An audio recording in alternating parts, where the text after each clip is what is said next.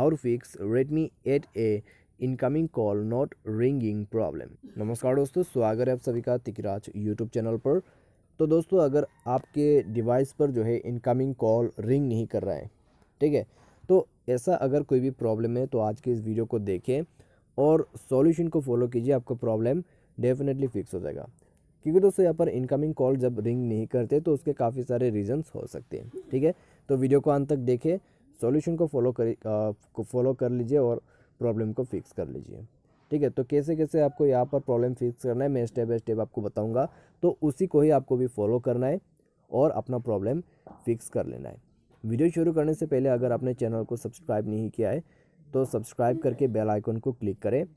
यदि आप ऑनलाइन पैसा कमाना चाहते हैं तो वीडियो डिस्क्रिप्शन पर आपको लिंक मिल जाएगा। तो चलिए आज के इस वीडियो को शुरू करते हैं। तो दोस्तों, सबसे पहले तो आपको करना क्या है, फ़ोन को रिस्टार्ट कीजिए, सेटिंग पर जाइए, स्क्रॉल डाउन कर लीजिए और यहाँ पे आपको मिलेगा मैनेज ऐप।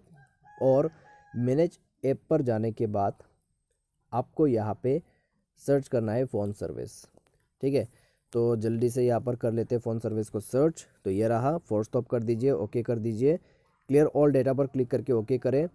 नोटिफिकेशन पर जाए, सारे नोटिफिकेशन ऑन होना चाहिए, शो ऐप आइकॉन बेज, ठीक है, floating notification, lock screen notification, allow sound, allow vibration, तो ये सब ऑन कर दीजिए।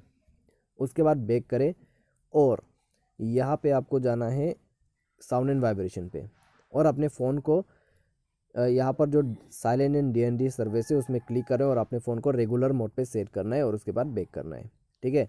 अभी यहाँ पे जो रिंग वॉल्यूम दिखाई दे रहा है आपको सबसे पहला ऑप्शन पे, तो ये रिंग वॉल्यूम जो है आप उसको इंक्रीज़ कर दीजिएगा, ठीक है।